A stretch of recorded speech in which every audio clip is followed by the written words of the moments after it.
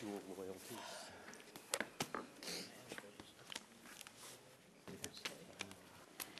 Good afternoon. I'm calling this meeting to order. This is the January 31st, 2011 Cuny Committee on Facilities Planning and Management. First item requiring action, I will accept a motion for approval of the minutes. So moved. Second. Okay. All those in favor? Aye. Okay. Opposed, abstentions? Minutes are adopted. Going to the policy calendar. The policy items being presented today there are four items on the calendar. And at this time, Vice Chancellor Weinschall will give the committee a brief summary of these resolutions. Thank you. I'm delighted to present the first item for the committee's consideration, and it's a new master plan for York College. One of the committee members inside sort of said to me, well, this must be a typo that there hasn't been a master plan since 1975. Well, there hasn't been, and that's why we are really thrilled that we were able to create a new plan for a college that's really on the go and on the move. We went through a long process to hire a consultant to do this master plan for Cuny and for York College. The firm that was picked was Perkins and Will. We believe that for a college going into the next century, that we have really hit all the major and important points that need to be covered in a major master plan. So if it's okay with you, Frida, I'd like to call upon Tony Alfieri from Perkins and Will, and he will take us through the presentation. In your books, you have a copy of the presentation, and Tony will take us through all of the features of the plan. And before Tony goes ahead, I see that Marcia Keys is here, the president of York, and Jerry Postman. And I have to tell you, without Marcia's dedicated work on this project, I don't think that we would have really ended up with the product that we did. And in particular, the part of the master plan that I really loved was when we had a number of meetings with the community out there, and it was enlightening and heartwarming to hear their vision of their college on their little part of New York City. And it was really terrific to work with Marcia and her community and her faculty and everybody out at York. I don't know if you want to say anything before. Just a few things, and really they're more around the thank yous, quite frankly, because it's been quite, exciting we need a new word to define how we're feeling about coming to this phase. And we want to thank a number of people. To your staff, Iris, you yourself, you got very excited about the project, put a lot of hard work in it, as well as a number of members of your staff, like Megan Moore-Wilk and others. We were so delighted to find architects who really got to understand us well, learned our strategic plan, and learned who we are historically and who we want to be. And of course, sitting behind me too, Jerry Postman, Ron Thomas isn't here today, but our own in-house architect, for whom these are really sort of dreams coming alive. And you've already talked about the excitement that's been generated from the community. We think that when this thing comes to life, it will be even more exciting. It will change the image of York, aesthetically. We think it will change how we learn at York, because we expect some interactive things that we don't have now. And we even go so far as dreaming that it will be iconic for Jamaica, meaning Jamaica Queens as well, in terms of putting a new face, possibly, on what Jamaica looks like. So we're really delighted. We're glad to know that it's at this phase. We really want to thank all who were involved in this.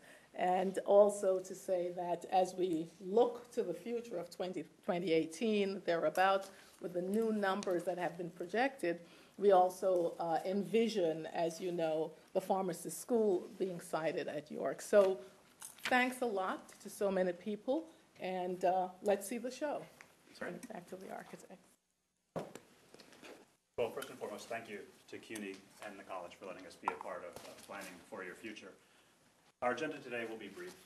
What we'd like to describe today is a plan for the development of the campus that enhances departmental excellence and identity within a context of short-term, intermediate, and long-term frameworks.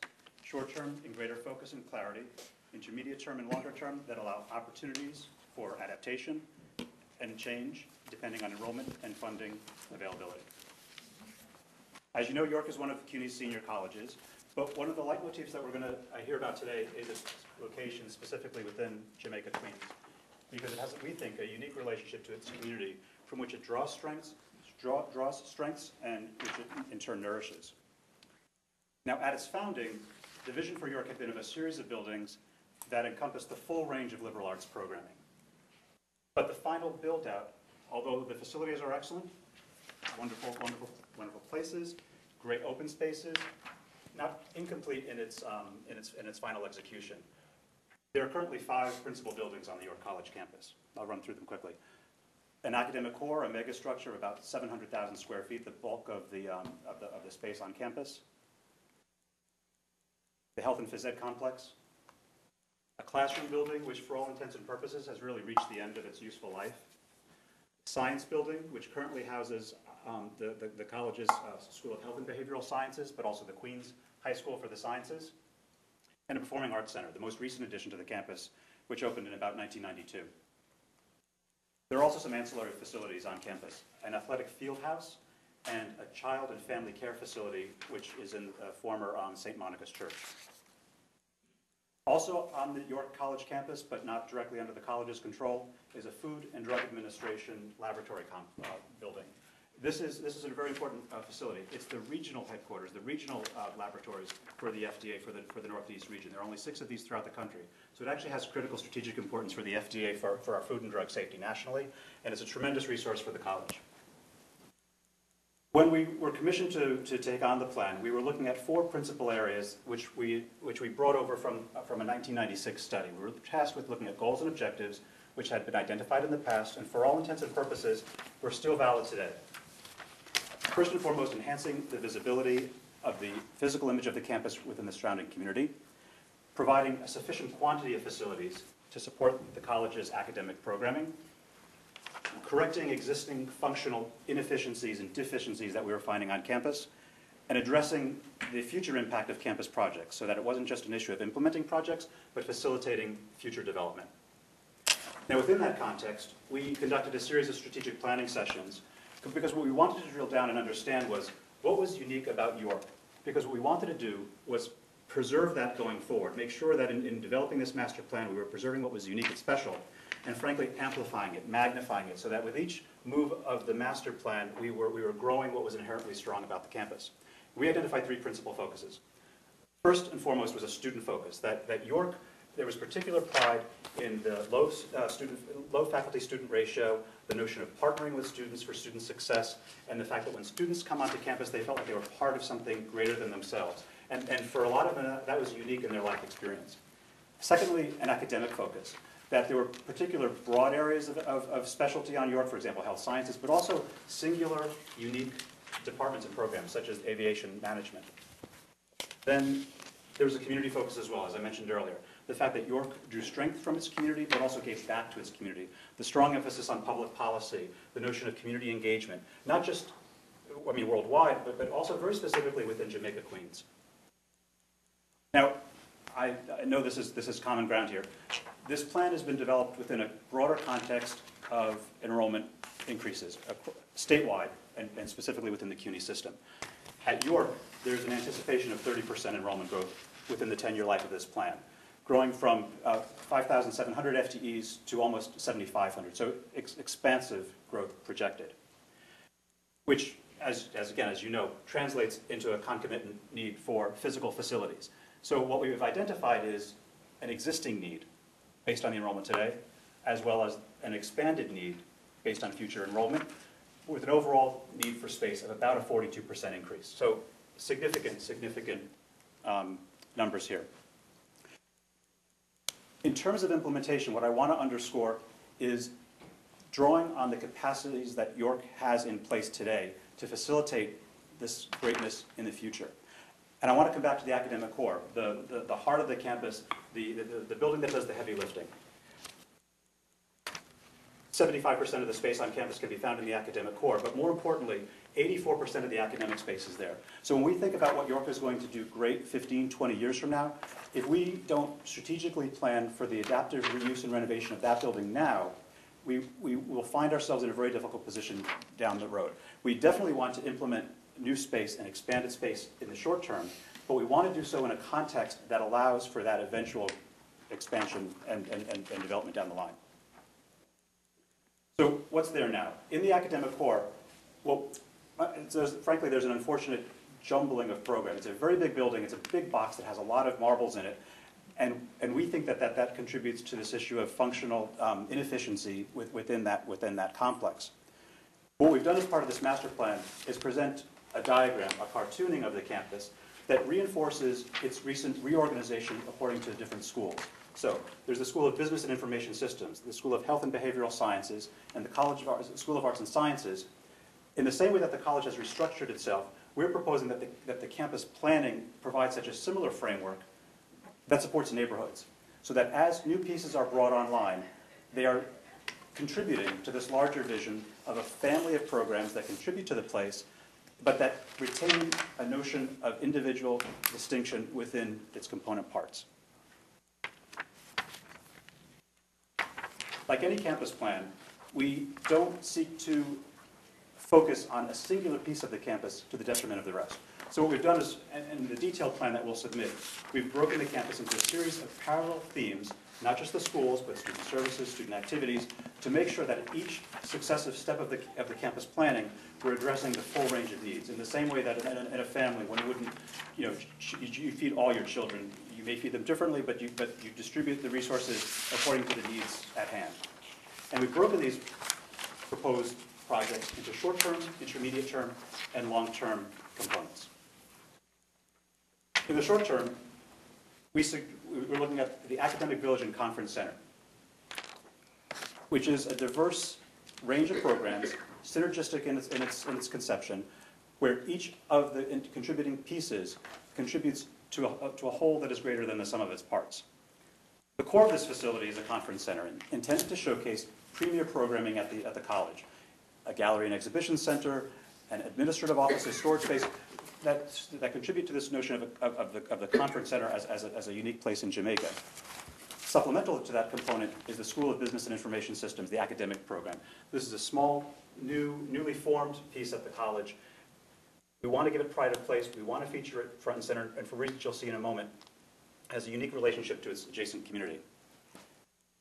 Supplementing the academic piece is a cadre of classroom and computer labs. These are state-of-the-art spaces designed to bring the college into the 21st century from a pedagogic standpoint.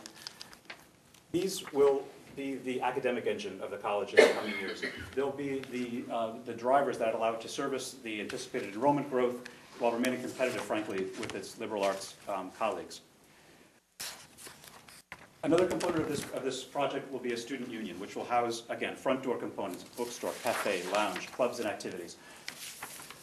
And a complementary piece to that student union component are student services, one-stop, admissions, small business development center, the men's center, what we describe as high-touch elements. Places that make the first impression on a student and places that make the lasting impression on the student. So that when an alum 10 years down the line and they're remembering the York College of their past, they're thinking of this building, they're thinking of this place, and they're telling us the same things then that we're hearing now about the college's impact on their lives. So once the Academic Village and Conference Center is complete, we'll have vacated about 30,000 square feet in this existing facility, in this megastructure that I was describing. And fortunately, frankly, those spaces will come from distributed pieces of that building. In other words, we'll be leaving it as a little bit of a Swiss cheese. So what we need to do is plan for how it can be sensibly redeveloped in such a way that it meets the college's future needs, and that building's own issues are resolved as those spaces are being backfilled. So as we described, this is a diagram of the building, and this is a diagram of its current makeup. And as you can see from the confetti nature of this, there's a little bit of everything, and it's distributed throughout the building. What we propose is, as those spaces are vacated and backfilled, there's a logical plan. In the same way that we have a cartoon or a schema for the campus, we have a cartoon or a schema for the building. So when spaces are backfilled, the campus has guidelines for which things should go where. So at the end of the day, the building is redeveloped in a logical and sensible way. Three things here. Obviously, the building is developed in a rational and with clarity. Students have a greater ease of using the building. There's a better sense of wayfinding and an understanding of how the building is structured. And from an operations standpoint, it's more efficient. From a space distribution standpoint, there's greater clarity as to where things should be. And again, just a diagram of the final proposed layout of that building. Now, a common thread throughout this plan is creating a roadmap for transforming the campus's existing stock of classrooms into 21st century learning environments. What we want to be doing throughout, at each step of the way, is taking the college additional few steps from a model of traditional instructor-based instruction, professor-based instruction, to a more appropriate model of project-based and problem-based learning environments, active learning environments. This includes not just the provision of physical facilities, but a revision of the square footage allowance for the classrooms within the campus. We revisit this theme at the Academic Village and Conference Center, we revisit it with the academic core, and we revisit it in the long-term plan. So this diagram shows the eventual long-term build-out for the campus with the Academic Village and Conference Center in place and some provision made for the academic core retrofit. So what we're trying to look at here is the beyond the 10-year time frame and what are the opportunities for the campus. So in the same way that we've reserved prerogative for the academic core when we plan for the Academic Village and Conference Center, by the same token, we're looking out on the horizon for what can we facilitate further out. First and foremost, I'd highlight a site that's been reserved to the south of the existing science building for the proposed Cuny School of Pharmacy at York College. We're showing it in the plan in two alternates. One as an addition to extension of the existing science facility, and the other as a more ambitious build-out with a complete new building. We believe that this location creates a tremendous opportunity for synergy with the FDA labs. So students can be coming to York, taking advantage of the excellent health sciences education they find there, go on for the Cuny School of Pharmacy, and have direct relationships with people at the FDA. Now, should it prove necessary in the future, sites have been identified for modest additions to the academic core that will make use of that building's existing infrastructure, such as the stairs and the elevators. What we want to suggest is that to the degree funding becomes available for new construction, its highest and best use is for an addition to that academic core. It may seem counterintuitive. It's a big building. Why would you add to it? Again, if we don't have to spend money on stairs and elevators and circulation, all the money we have can then be given to pure programs. That's the highest and best use of that new money. To the degree that additional funds can be leveraged, possibly from private sources, we've identified sites for future development along Liberty Avenue that are consistent with the campus's character, in other words, maintaining the street edge, and highlighted those on the east side of the campus. We've also set aside 1 acre for the possible home of the Queens High School of Science, which we understand is planning to relocate out of the existing science building into a site adjacent to the existing campus. Now, in this scenario, Site 9 is rounded out by athletic fields that are relocated from the West Campus to complement the adjoining program and for community use. And one of the reasons we do that is so that we can reserve a site on the west side of campus, again, for this issue of the synergy with the FDA building and the health sciences and the School of Pharmacy, so that should there be an opportunity for a public-private partnership with an incubator building, there's the appropriate site for that identified in the plan. And frankly, a complementary component of parking so that this amenity, this needed amenity, is located appropriately adjacent to the Long Island Railroad tracks and the more industrial side of campus. So, in summary, the plan provides a specific framework for short and intermediate term development. We've got clarity in the near term, with a number of options in the longer term so that it's adaptable and it's flexible, again, as funding and as enrollment needs change. So I want to close with this rendering of the proposed academic village and conference center, really to sum up the overall intent of what we were trying to do with this master plan.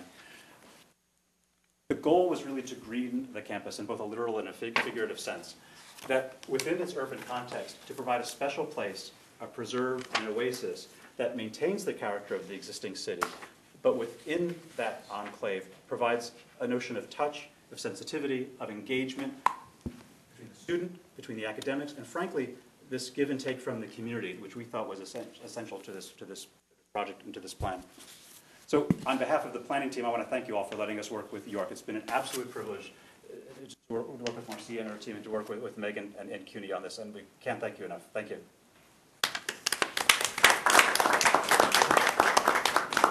Are there any questions of Tony? Yeah. I'm sorry, I'm saying yes. Tony, in looking at your draft goals and objectives, there are two that struck me right away, and probably anybody who walks from the subway, and that was addressing visual impact of LIRR and establishing or ameliorating the edge of that campus. Is that addressed anywhere here in the plan? How did you deal with that as a goal or objective? In two senses. In an immediate sense, the provision of specific landscape guidelines, such as street beautification, identifying which specific parking areas might be converted to street planting, the suggestion of a vocabulary for street furniture, and particularly along the Long Island Railroad, reconsideration of the arches under which you pass to come onto campus. So there's a short-term component, and the college could pick from it like a menu, the pieces that it could implement based on funding. Then, in the long-term strategy, we sought to identify across the campus. We described it as stitching the campus together by weaving these from south to north and east to west to create a singular vocabulary, or create a unified vocabulary for the campus. And you'll see dedicated street crossings, again, street plantings along the college edge.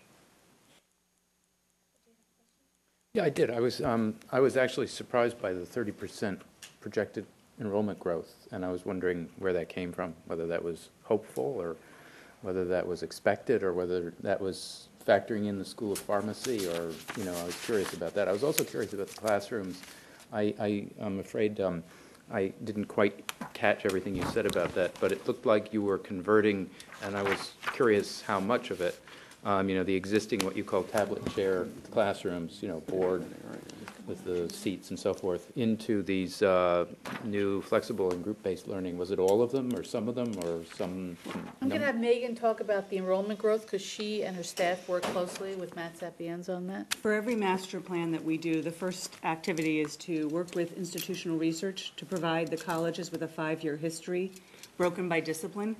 And in planning, we use it a little bit differently than maybe budget would use it, or even academic planning, in that we have to know, is it art history, or is it studio art? Is it, what kind of space is going to be necessary in order to do the instruction? So we first work with a historic head count using teaching load information. The colleges then produce 10 years out, and that is done with their academic folks, with the Vice President for Finance and Administration. They're looking at both what students might come and what funding and resources will they have to support them. Once that is all completed by the college, it's approved through Vice Chancellor Loeb's office. Folks look at it there to make sure that it's in line with programs that have been approved by the state and are in the pipeline for being approved. It's looked at by Matt Sapienza to make sure that the budgeting pieces will be in place and that we aren't unrealistic. After that, the architects have an educational programmer usually on their team who will generate from that contact hours and how many seats and so forth.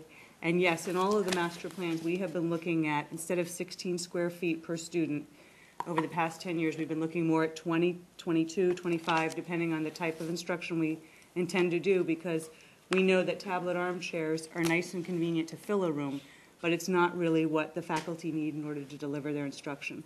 So we're looking at a little bit more space per student in every room to be able to have tables and chairs that are lightweight, that can be moved in traditional format, in group settings, and so forth. The And- faculty were consulted in terms of, the look of the Oh, classrooms and absolutely. things like that. And we work with the faculty throughout, for every master plan.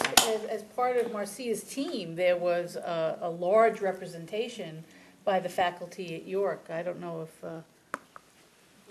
Say that, not only department chairs, but directors of specific programs like the aviation institute or the York FDA partnership, which is led by a faculty member in chemistry. And then, of course, we brought our faculty caucus head and the union reps as well. So we really had very broad, and of course, let me not forget our students who were right at the center and everything. So yes, there's been really quite good participation and great feedback. And the chairs, I must say, have been really very close to being the driver of this discussion, along with the administration. Are there any more questions? Yes.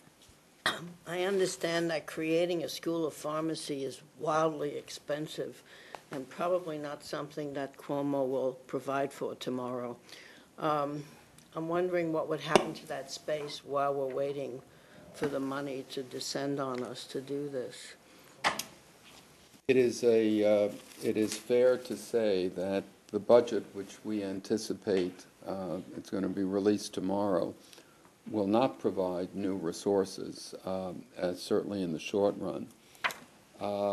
But we do, and I just wanted to add to what Megan has said, when we do these projections on enrollment growth, they are first driven by the demography that we look at very, very carefully. I mean, there are very serious and carefully constructed demographic patterns that we see happening in the city, and in particular in that area of Queens where there is going to be a big uptick of families and college-age students. And that, so if we were to, there's not going to be a 30% growth across the city, but in that area, the demographers tell us that there's going to be a big uptick. So I would start from there. With respect to the pharmacy school, we have a very impressive facility on that campus, the FDA facility, which heretofore has not really been as integrated into the life of York College as we would like to see. And there's lots of reasons for that. But in our discussions about a pharmacy school and the kind of work that is being done by the scientists in the FDA facility, there is deep interest, and there's where we're going to see the real collaborative.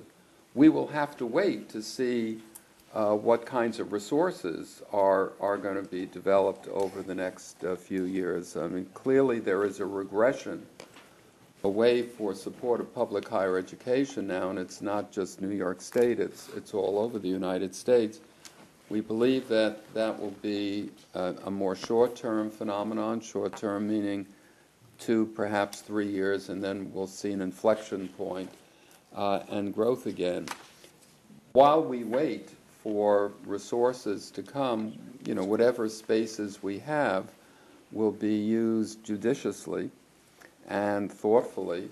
But I think the real home run here is knowing that there's going to be great demand at your college for seats, and there's going to be great demand in the applied and allied health fields.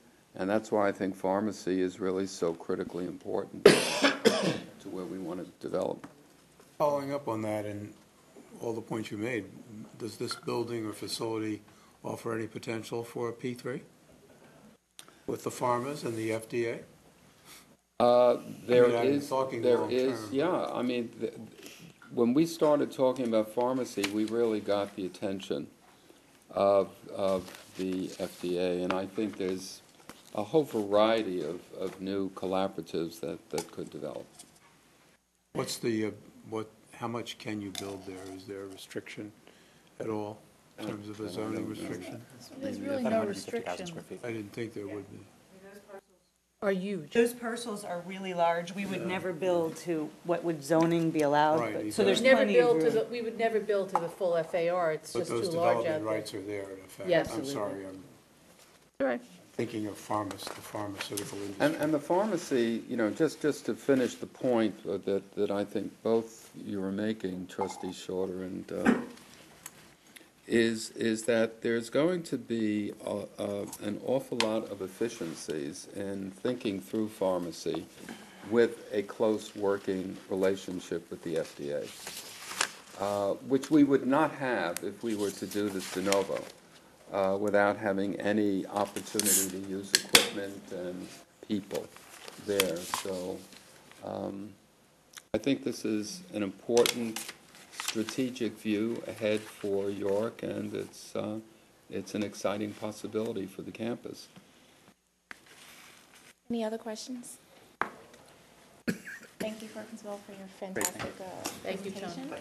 And Marcia, as usual, thank you for your outstanding work with all facets of York College. And so we're going to move on to policy calendar item number 2. Iris? Yes, this is authorization for a contract with Johnson Controls for the installation of a new campus-wide security system at the College of Staten Island. I'd like to point out to the committee that the existing campus security system was installed in 1989 to serve this more than 204-acre facility. Clearly, since 1989, the technologies that were put onto this site have become obsolete. And so we will be contracting with Johnson Controls for the installation of a new and expanded state-of-the-art security system. And the features will have two-way communications, which we currently do not have, a public address system, emergency telephone stations along the entire campus, visual surveillance, a building access control system, data storage, and there'll be a new central console system where we can monitor the entire security of the campus. And this new system will also provide for more efficient and reliable redundancies to be built into the system for future expansion. So we're hoping that as the college takes off and we need more security, we'll be able to just feed into this system. Any questions? I'll move it. Seconded. All those in favor? Aye. Opposed? Abstentions? Should we go back to the first one? I thought we were going to do them in group.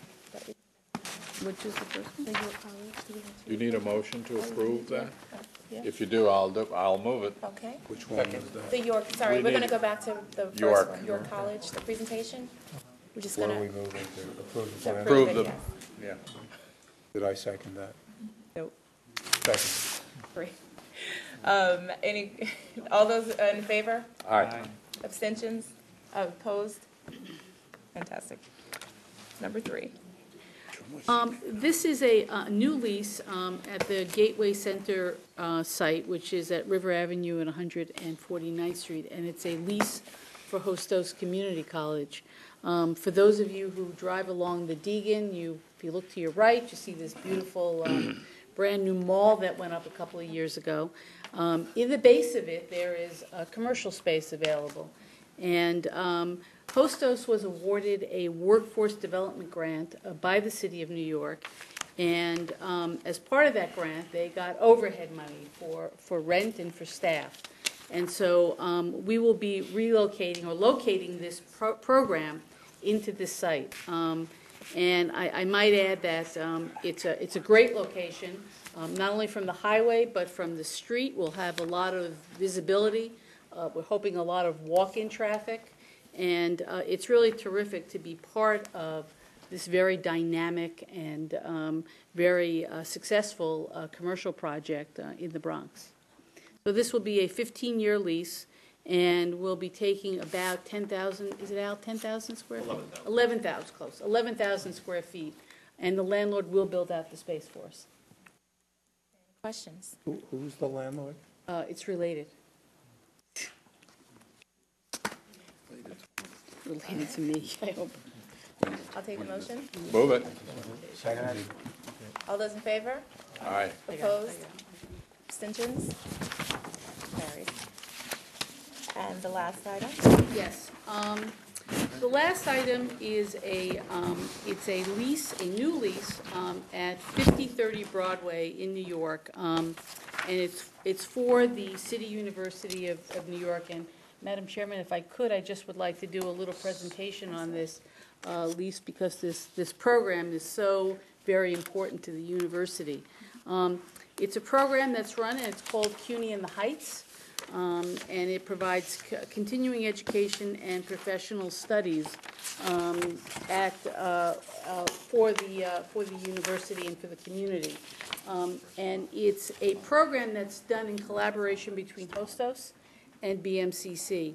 And since 2005, this program has been operating out of a 9,800 square foot facility in Washington Heights, and we've been renting space from the Good Shepherd School at 108 Cooper Street, near 207th Street. Why this became sort of critical for us at this moment is that this school has been put on the list as a possible closure by the Catholic Church. And so if the school were to go out, then either one or two things would happen for CUNY. Either we would be required to take over the responsibility for the entire building, which would be very costly, or we would have to move out altogether because the church, if they were not operating the school anymore, and if we weren't willing to take on more responsibility, would ask us to leave. And I might add that we're on an annual, year-to-year renewal of our space. Let me just say that the Good Shepherd School, although located in an interesting area, the space has been a challenge for us. It is not ADA compliant. It has no air conditioning. The space is sort of chopped up into little rooms and really is not really an adequate space to conduct the type of programs that we're trying to have up in Washington Heights. We have an allied health program. We have professional studies. We teach a lot of technology classes up there. We have language arts, and most importantly, we have test preparation up in this facility for both GED and SAT exams. So we have, over the last few years, been in search of a new home, even before we got notice from the church that they were closing the school down. And at this site, at 5030 Broadway, a Verizon building, which has been sold all over the city, was bought by a developer and has been reconstructed into both an office complex and in the back a storage complex. And it's a very interesting site. But the entrance is on Broadway, a very busy area in Washington Heights. We would get storefront location, which again would be great visibility for Hostos and BMCC and for the university. Clearly the space is ADA compliant. And most importantly, the space is really centrally located to mass transit. The subway lets out in the back of this building. So it would really be a great location in terms of allowing accessibility for our staff as well as for students and the ability to use mass transit. I just want to show some of the pictures up there that of the site. As you can see, that green circle is where we would enter our site, so we'd have our own entrance. To the right, the landlord has told us that he is trying to, and very close to making a deal with either a bookstore or a coffee shop or some combination of the two. So it would be a nice add-on for our students and for the facility. To the right, you see some of the space that's already been built out in the building, and you can see that it's a modern space and one that we feel that we would be able to use very well for the students and for the program. And as I said, it's 15,000 square feet, and the landlord's prepared to build out the space as we need it, as compared to the current space we're in, where we sort of have pigeonholed ourselves into different areas. So we're very excited about this move, and we hope to have the lease completed very soon. Madam Chairman, I just want for the record to state that if it were not for Trustee Hugo Morales, who really was very doggedly about pounding away of the need for this space in a community that is so in need of bringing Cuny to them, this would not have been accomplished, and I think it was the right thing to do, and that's why we're bringing it for your consideration today. And we even hope, Trustee Morales, that when the new community college is established, that we may be able to do some programming up at Cuny in the Heights around that new community college as well. So it's our theme about bringing Cuny to communities for people that may have difficulty getting to campuses. So I think this is a good thing, and I just wanted to thank you for your efforts. This is indeed a great news. We are very excited about it, and I think that once I bring that news to the community, it will be great. I think that the community will be extremely pleased with CUNY, and we'd like to thank all of the people involved with this, Idas and Chancellor and all the people. I think we're going to be indebted to you for life. Even down community is a very young, vibrant community that needs a great deal of education, and I think this facility will give them that. And I thank you from the bottom of my heart for this. Good. Are there any other questions or comments? Is there new business, or is this committee, The last are we motion. basically finished? I don't want to interrupt, Madam Chair. If you have a question. No, Okay. are there more items on the agenda? No, So I can ask questions. First and foremost, I need to know whether this is the appropriate venue to ask the Senior Vice Chancellor about priorities and go-forward plans. I have in mind what is the status of Futterman Hall, what is the status of the financial working group, have they met and maximized? I mean, my question is a need to know basis what are the priorities from the university in the immediate future. So before we do that, let's take a motion to approve the In the Heights program. So moved. Second. All those in favor? Aye. Opposed? Abstentions? Motion carries. Okay. So now we will do old business. And your question is to Iris and... Is this the appropriate venue? I'm not. Yes, it is. Fitterman Hall is fully financed, and it is in the process, it's totally designed, it's steel being is up, all built. the steel is up. It's being So the built. steel is up, that's where we. The steel is almost topped off, and the equipment is going into the basement of the building. And we're pretty confident that we're going to make the September 2012 date for the opening of Fitterman Hall. Yeah, and I, if the chancellor wouldn't mind, I might add that we have about 2 million square feet of space under construction today. We have a number of science projects, ASRC being one of them, up at City College.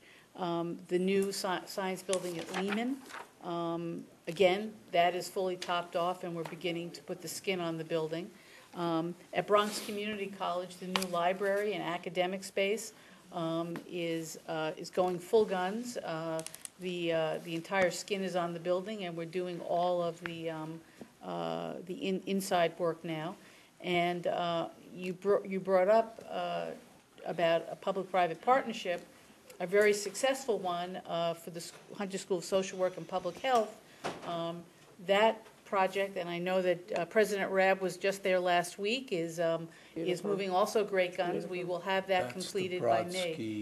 Yes, it's on, it's on, and Third Avenue. Third Avenue. Beautiful, piece. really. No, I've seen that one. Seeing expectations. As for the CUNY Law School, we hope to start construction in April, May, and are keeping our fingers crossed that we'll be able to make the schedule we've set for ourselves. And last but not least, the John Jay Building, that beautiful academic building that we're putting up on between 58th and 59th Street. If you drive by, we believe we've changed the landscape of the Upper West Side, and we're hoping to try and get the low-rise part of the building handed over to the college for the September term. And the high-rise will follow suit in November. So that project is going around great. I also might point out that, we were very fortunate over the last few years. We got a lot of critical maintenance money, and we're now beginning to really get into full form on those projects. If you go to any campus on a CUNY facility, you will see numerous critical maintenance projects going on, whether they be elevator projects or HVAC. There's something going on at every campus. And, I know it's not the big, spectacular buildings that everyone's used to seeing, but, these projects keep our infrastructure moving here at CUNY, and we're very pleased to have this program as well as to have the project. And just last, if I might, Chancellor, we made a commitment to try and upgrade labs all over CUNY, and we're about to finish the second phase of that project, and there'll be 10 new labs opening up all over CUNY as well. So there's a lot going on. Clearly, we'd like to have a lot more money to do a lot more buildings, but we're going to sort of have to, see where the economy takes us. One other item, I think I must be the person who asks this every time, and you give me an answer and I forget it, so I'm going to write it down so I don't forget. Is in the minutes of November 1st, there is reference again to the ongoing financial working group to maximize assets. What is the status of that? What sort of reports are expected out on a regular basis? You probably answered this for me, haven't you? And Yes, I I'm happy to apologize. answer it again. No, I apologize. I'm writing it down. We have a number of projects that we are beginning to look at. I think probably the most important in terms of both size and money and importance to the university is the new community college site, which is in North Hall, which John Jay will vacate when they get their new building.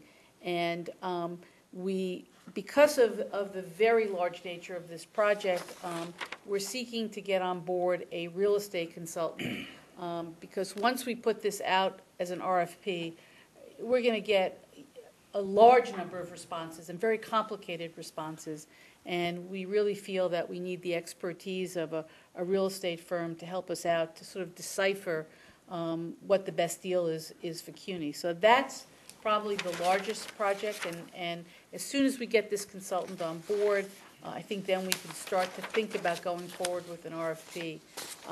We're looking at some other opportunities as well throughout the college, throughout the university, and we will, as time goes on, we'll start to, I think, work more quickly to try and get those to the committee so that we can have really a rather in-depth and knowledgeable conversation.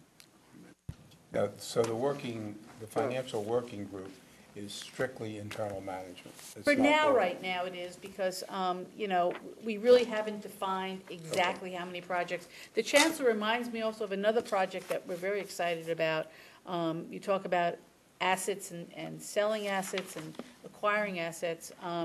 We've been approached by Weill Cornell to be a partner in their new science research building on 69th Street between York and First, and we are beginning to hold discussions with Weill Cornell about acquiring one floor in the science research facility, which I know President Rabb is very excited about, as we are here at the university, and more importantly, Weill Cornell is very excited about having us as a partner. As well as we are still actively looking for a new site to create a science building for Hunter, and again, of course, that would require the sale of some portion, if not the entire Brookdale site. Brookdale, that's south. That's on 25th Street. We're on selling that for the nursing Right school. on the East River. No, I know, my son went to school down there. In order to be able to finance Nursing. the very large science component that Hunter needs, A, we won't need the Brookdale site, and B, it's a site that we can sell and then take that cash and be able to invest it in a new state-of-the-art science building for Hunter. The Weil facility will be east of the existing Hunter campus? Yes, it's east by about a few blocks. Can we York take and all that First. money and buy all the properties between Hunter and? I would love to buy all that. Yeah, we were thinking about it, but we're a Okay, little just short. I'm sorry, I don't We're want to trying to help take too much. Cornell out as well. Yes. Well, no, I They're a would tough think it would way. make a lot of sense for them. And then also Their the endowment took a hit. art building. Yes, what we are, we will be relocating the Hunter MFA program to a new site. They're currently in an owned site near the bus, the bus terminal. And that building, in order for us to upgrade that building, it would cost us a minimum of $60 million. Yes. We are better off, and we have found spectacular lease space for this new facility at Hudson Street, 205 Hudson, a little bit north of Tribeca, and we're going to hopefully be able to sell the building that we're going to be vacating. So the building that they're currently in, we own and can sell. Yes, and there has been a bit of interest Gotcha. from Hudson Yards as well as from the MTA with the new 7 line expanding. They're looking for a site to put the new station, and it would appear that this building is right Perfect. where they want to be. So, And Good. no value in keeping it. That's a great opportunity. Thank you very much. Are there any other questions? I'm sorry. I will take a motion to adjourn. I knew you'd be taking time. Jeez. Motion, meeting adjourned. Good evening, everyone. I'm not-